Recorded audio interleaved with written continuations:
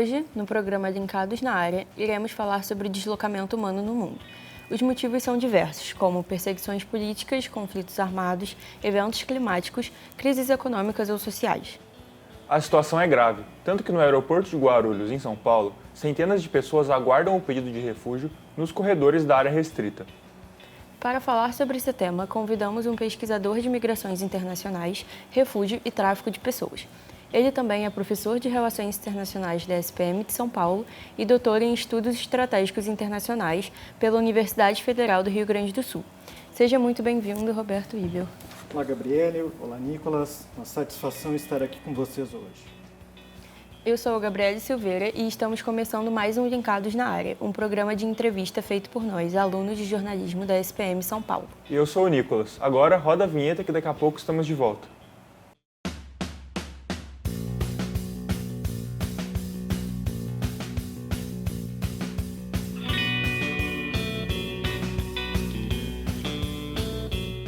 Professor, segundo a ONU, o número de refugiados em todo o mundo supera o número de 110 milhões, e esse número vem aumentando.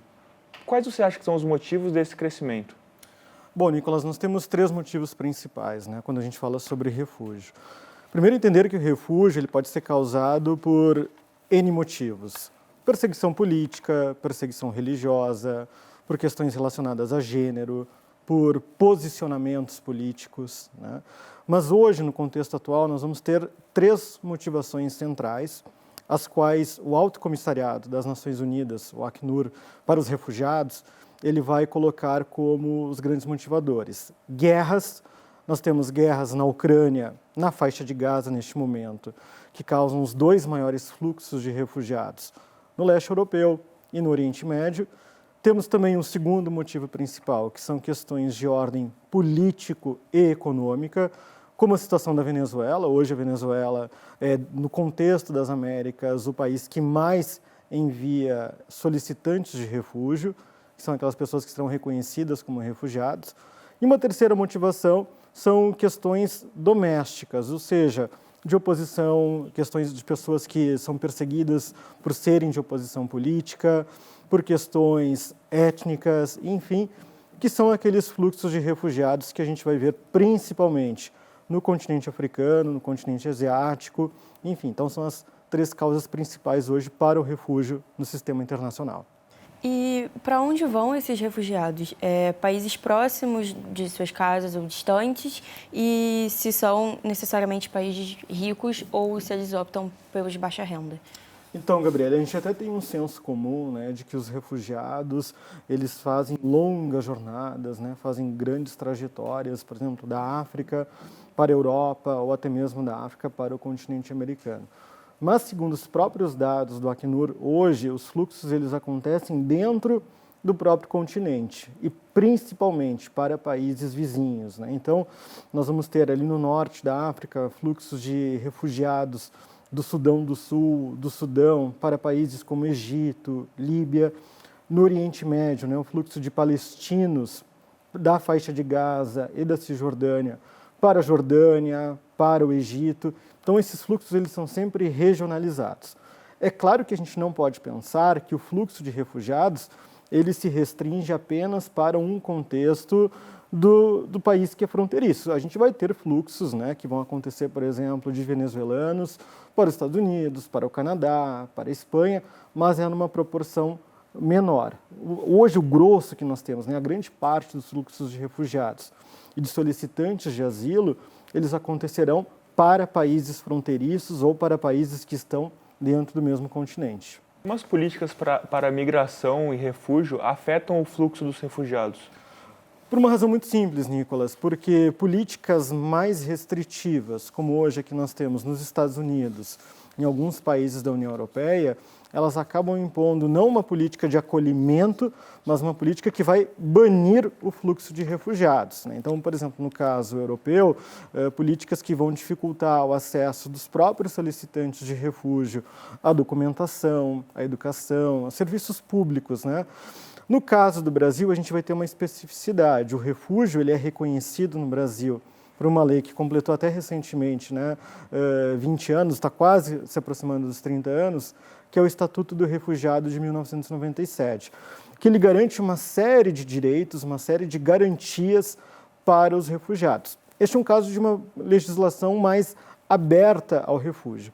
Você vai ter países que vão trabalhar o refúgio ou o estatuto do refugiado como uma questão puramente política, como é o caso dos Estados Unidos, por exemplo, em que reconhece a condição do refugiado muito mais por uma ordem da sua nacionalidade, por uma ordem política, do que de fato se aquela pessoa está sofrendo algum tipo de perseguição, algum tipo de violação dos seus direitos humanos.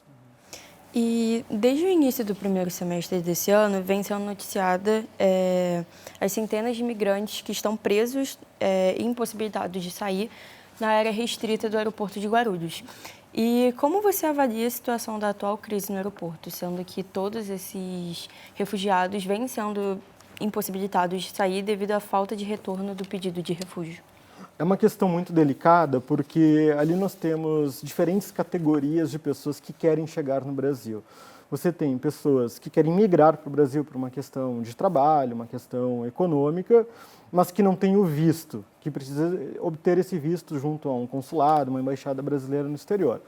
Uma outra categoria são, de fato, pessoas que querem buscar o refúgio no Brasil, mas não têm acesso a esta embaixada ou este consulado brasileiro no exterior, e chegam aqui sem qualquer tipo de documentação, às vezes apenas com o seu passaporte, né? E um terceiro tipo de pessoas são pessoas que estão em trânsito para um outro país, para um destino terceiro, como a gente fala nas relações internacionais, e que por alguma razão ela deseja ingressar no território brasileiro. Hoje a Polícia Federal, inclusive, percebe que muitas dessas pessoas podem ser vítimas de tráfico humano. Então você tem uma grande concentração de pessoas na qual os agentes de imigração, que são da Polícia Federal, não conseguem identificar em tempo hábil quem de fato busca refúgio e precisa proteção do Estado brasileiro. Recentemente, inclusive, foi baixada uma portaria aqui no Brasil que apenas pessoas que possuem visto para o Brasil podem ingressar no Brasil por questões de turismo, de negócios ou até mesmo uma migração econômica. Claro que isso não se aplica ao caso dos refugiados. De acordo com o G1, foi uma notícia que saiu há algumas semanas atrás, eles estavam recusando alguns pedidos de refúgio devido ao tráfico humano e eles não sabiam exatamente como medir quais pessoas aceitar, quais refugiados que não deveriam, justamente por isso. Questão também de uma colaboração entre os países, né? Hoje nós temos duas nacionalidades principais que despertam uma preocupação das autoridades migratórias no Brasil, o caso dos paquistaneses e o caso dos indianos. Teria uma terceira, os nepaleses, mas é um quantitativo muito menor, né? Em que não há uma coordenação de informações entre as autoridades brasileiras, as autoridades destes países, ou seja, para saber se são pessoas que já estão num processo de tráfico humano, se elas foram sequestradas, se elas foram forçadas a fazer essa viagem, e uma falta de coordenação, inclusive, com os países dos quais elas estão fazendo voos de conexão, porque não existem hoje voos direto do Brasil para a Índia ou do Brasil para o Paquistão. Normalmente eles vêm por algum país do Oriente Médio, por alguma cidade, né, como Dubai, como Doha, enfim, nos Emirados Árabes, no Catar. Então, o que eu percebo hoje é que as companhias aéreas admitem essas pessoas, eles podem sair normalmente desses países, mas não há uma comunicação entre autoridades migratórias, se são pessoas, como a gente chama isso dentro da literatura de migrações, pessoas que estão numa condição de sensibilidade migratória, ou seja, há uma potencial vítima de tráfico de pessoas, é um verdadeiro solicitante de refúgio, ou é uma pessoa já que tem um histórico de imigração econômica, seja ela documentada ou não documentada. Dos que pedem refúgio no Brasil, por que eles acabam escolhendo o Brasil? Olha, esse inclusive foi tema até da minha tese de doutorado, né, que eu busquei identificar o porquê de muitas pessoas migrarem para o Brasil num momento de crise econômica, de crise política, isso foi uma década atrás, né?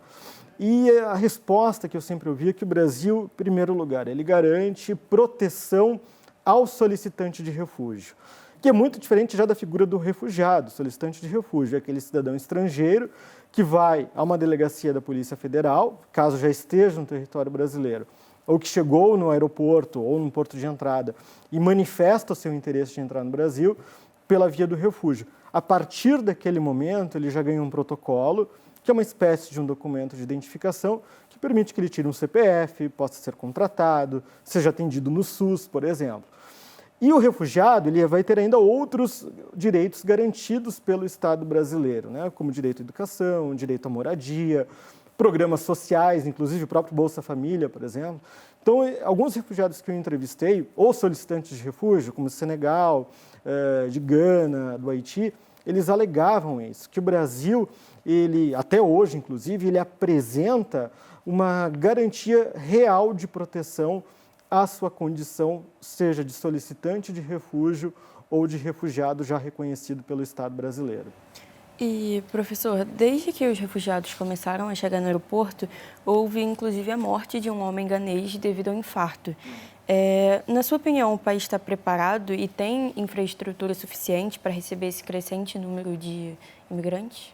O Brasil tem uma infraestrutura de serviços públicos, eu diria, adequada na medida do possível. Então, nós temos, né, serviço de atendimento à saúde para refugiados, para imigrantes, principalmente nas grandes capitais, nos grandes centros urbanos, como São Paulo, Rio de Janeiro, Porto Alegre, Boa Vista, no estado de Roraima, no norte do Brasil.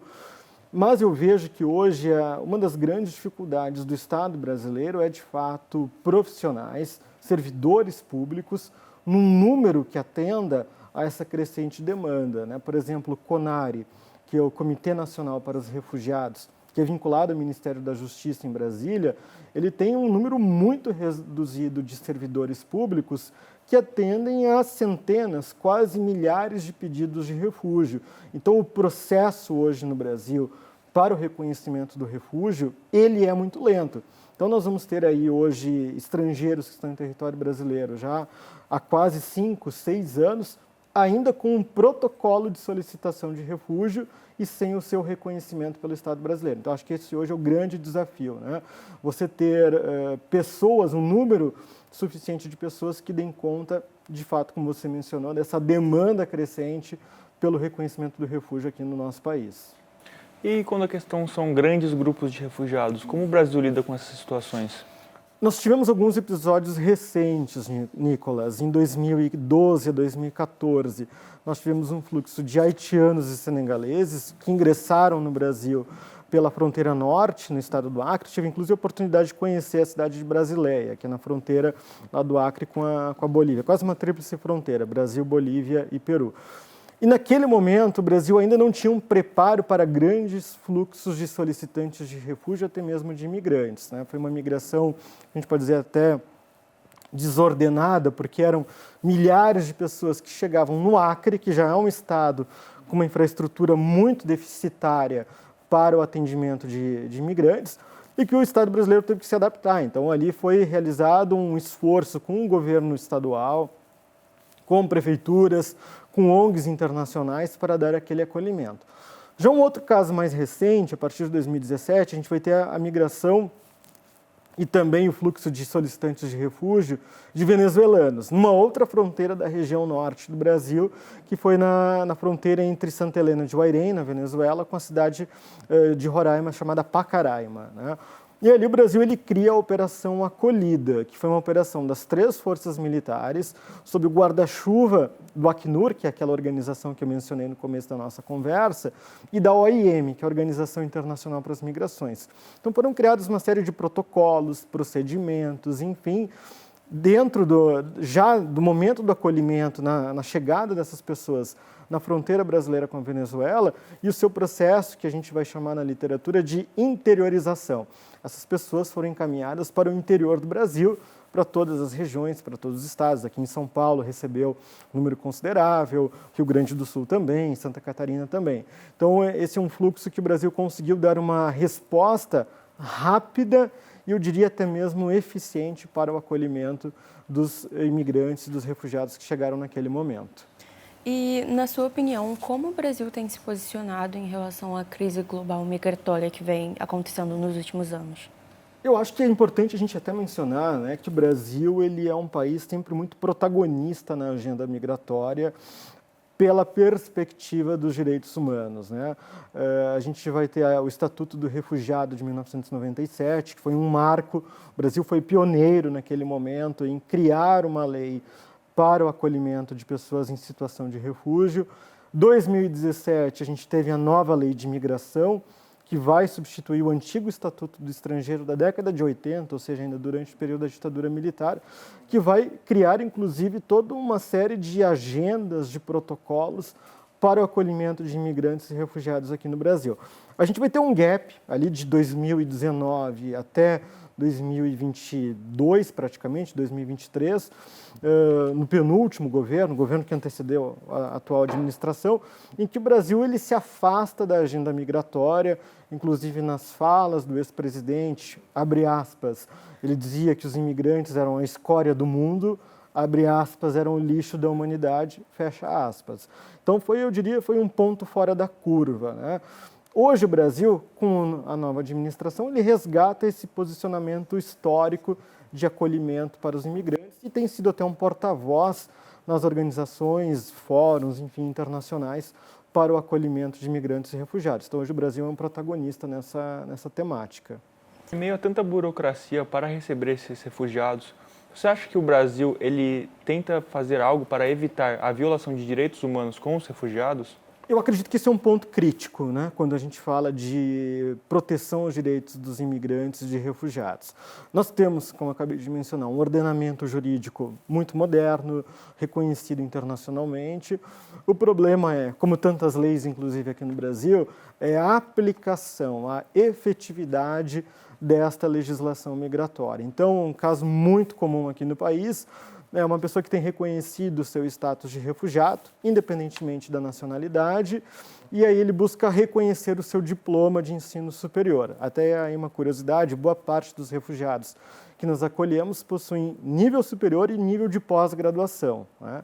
Então ele tem dificuldade de reconhecer o seu diploma. Se ele não consegue reconhecer o seu diploma, ele vai encontrar uma dificuldade, inclusive, para inserção no mercado de trabalho.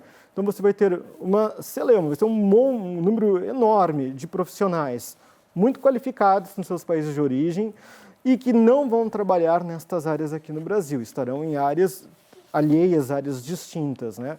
E aí eu vejo, inclusive, até uma pressão por parte de alguns conselhos profissionais, que são autarquias federais, ou seja, representam, digamos assim, o Estado brasileiro, no reconhecimento desses diplomas, né? Não vou citar aqui quais conselhos profissionais, mas você tem profissionais que têm uma formação sólida e o próprio conselho profissional, que é uma entidade do Estado brasileiro, dificulta este reconhecimento e aí você acaba colocando esse refugiado numa situação, né, de uma vulnerabilidade econômica, laboral, social, enfim. Infelizmente, o nosso tempo está acabando, mas nós não poderíamos deixar de agradecer a sua presença. Muito obrigada pela sua participação, pelo seu tempo e por todas as informações que você nos trouxe. Eu que agradeço, foi um prazer estar aqui com vocês. Foi muito bom discutir sobre esse tema. Gostaria também de agradecer a toda a equipe do Linkados. Se você quiser ver outros programas do Linkados na área, é só entrar no site do Portal de Jornalismo da ESPM São Paulo, www.jornalismosp.espm.edu.br.